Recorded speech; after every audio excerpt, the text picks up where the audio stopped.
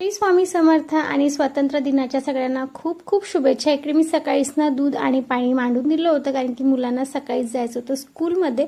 इकडे साची गेली, प्रभात पण निघून गेला होता आणि यांनी पण ड्युटीवर गेलेच होते। झेंडावंदनाचा कार्यक्रम होता तर आणि इकडे ना माझी मैत्रीण या स्कूलमध्ये प्रिन्सिपल होती तर आम्हाला पण जायचं होतं आणि मी इतके खुश होते ना हे सगळं बघून, कारण की ना नेहमी कसं व्हायचं की मुलं आपापल्या स्कूलमध्ये आणि मी ड्युटीवर जायचे झेंडावंदनाच्या कार्यक्रमाला आणि मी ना घरीच काम करत राहायची।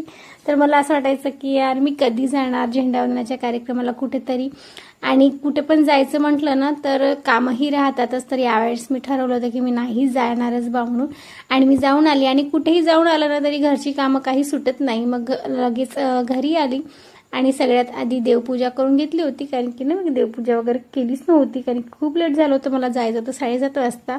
आणि मग तिथून आल्यावर लगेच मी स्वयंपाकाला लागली। आधी आमचं ठरलं होतं की काहीतरी आपण आज बाहेरूनच आणायचं, आज छान असा दिवस आहे तर, पण मग मी म्हटलं की नाही मी इथे काहीतरी घरीच बनवते।